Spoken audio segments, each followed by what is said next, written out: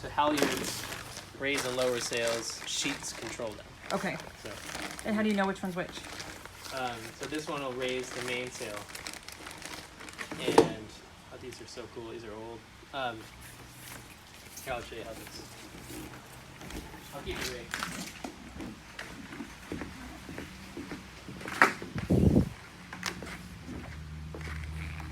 So this just simply does that. Okay. That's what you're talking about, or when it raises the sail? So you raise it up like a flag. There it is. And it's very long. The rope? Yeah. So you might want to, you could cut it down if you wanted. This goes. Do you usually leave that on the sail or no? No. So you take this all apart and put it back in the box when you're not sailing? You can leave the halyard on the mast. It's fine. The halyard is Basic- the what? This is this That's one. that rope. Okay. So as you pull it down there, right, Uh-huh. just gonna hoist it. Oh, so you're on the ground, you pull it up. I'm going up there. Yeah. Like a flag. Oh, cool. And then you do this little, yeah, your little. Cleat hitch there. Yeah. It's a horse knot. Okay. That I can do. Okay. We call that a half hitch. Great. That was the cleat hitch. It's kind of like a post hitch, which is like an old school horse knot. And then the half hitch is what you'll use for probably your outhaul and possibly your tack on your jib. I'm just noticing this. So this boat, this sail might be a little long for the way this is rigged. And who knows, back in the 90s when they ordered this, what measurements were given.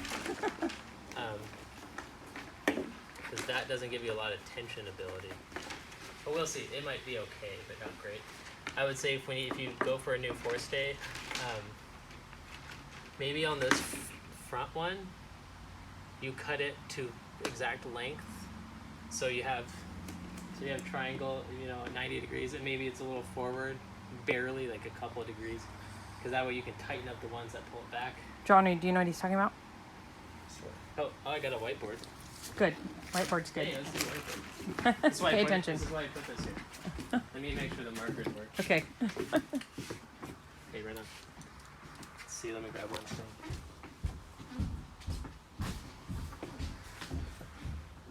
Your daughter can get you his first time with you and go across there and I'll watch you. Scratch your ear.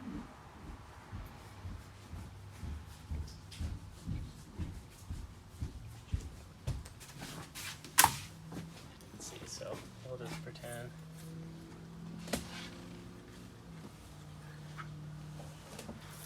Mast and your boom, mast boom. So when you go to cut that new forestay, and I think it's fractional. Here's your bow. Very out of scale. Right. Cut this. Okay, that's your big one, the mainsail, right? Yeah, that'll be back here. Oh, sorry. That's the mainsail. Here, we'll just fake this. There's your boom. Oh Actually. yeah, I see. There's okay, I get it. So that sail actually sits below the boom? No, this one goes. Here's This your one, that's the main. mainsail. That's that big one now, right? I mean, the little one sits below the boom. No. Okay. Okay. So here's your main. Mm-hmm. Yep. Good. So this is your forestay, which Oh, is the wire. the wire. Okay. Yeah. So if you cut that wire, because there's a certain stretch they have, there's a coefficient for it. But if you find the stretch on it, and maybe cut it an inch short, Mm-hmm. inch and a half, whatever they recommend. So that way, when you tighten these down, after going to the boat, Yep. the adjusters, when you tension them up, that takes that stretch out, but keeps this nice and taut. I see. You know what I mean? So if you cut a little short, and then you tighten it back, Yeah. tighten those turnbuckles, that'll get you what you want. So when you recut your rigging, make sure your turnbuckles are pretty open, 75% open. So that way, this cable stretch is considered in that, and when you tighten the turnbuckle up, you've got plenty of insurance to tighten over time, because it will I get it. stretch a little bit at a time. You know what he's talking about. Instead of putting the turnbuckle here, like it's rigged, I would just have them put an eye or a fork or whatever. And get there with the right distance. Get that and right then put an distance eye. figured out. And then that way you can. Do you put the do your- turnbuckle in the middle then to Oh, tighten the it? other two. Yeah, this will be your turnbuckle. On the other, yeah. He's got one on both sides. There's Right, two more. There's of those. two. Yeah. We'll have the turnbuckles. So this one I would just X out and then make that static length. Just calculate that length with a little bit of shrinkage. Mm-hmm. So that way when you tighten it up, it gets the mask pretty much straight. Straight up, it's supposed to be a 90, right? Right. I mean, Ish. Yeah. that's A right. little bit of rake back doesn't hurt for going upwind, Mm-hmm. but on this boat, because it's actually just sitting on a step down there. Like the step isn't. It just pivoted. I see. It's like a flagpole with 3 stays. It just you just stick. the Oh, I pole on the know. Yeah. ground. It just sits. Yeah. So It's not bolted down like little Sages has it. Hers is bolted down in there. yeah, it's probably a Sabot or a Yeah, Platoro. not much of a bolt, but it's a little thing. And a little, Yeah. you know, a little bolt goes through. It's an Ortoro or like an Optimus or Yeah. something. That's what they do. So what I would do when you hoist your mast up, hook these on first, and then push it forward and have somebody come and pin that. Then pin that, and then your turnbuckles are on the other side. Yeah. And then you just go back here and tighten those down. Got it. And then you- That's when you're taking it to the lake to go sailing. Yep. So you have to take 2 people, no matter what. At least till you figure it out. Yeah. Okay. I would do it the first couple times. After Yeah. that, you'll get. Plus, you need somebody to you'll call get a little- 911 the first time. Yeah, you anyway. need someone to call. Right. So here's your jib, right? That hoists up here. So you have a line that comes down to that other cleat on the other side. So it also hoists up with a Yeah. with a.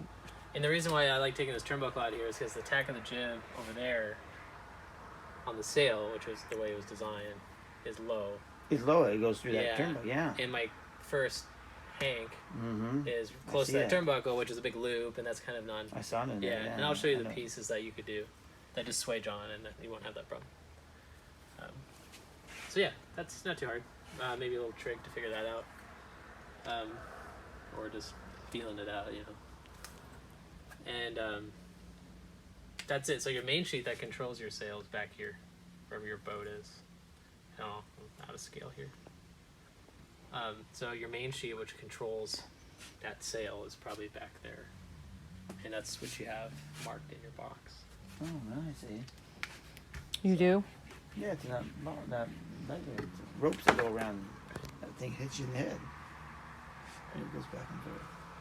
Anyway, so that's what we're looking at. So this is your forestay,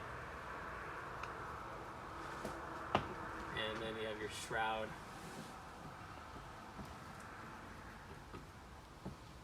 You have 2 of those, and you have no backstay, which would have been from here to something back here on You traditional. don't have that on that. You don't have it. No. So erase that one. That's going to confuse me. You don't need it with those. I mean, you don't have to have it, do you? Right. I can draw you a real diagram too, and That would be awesome. or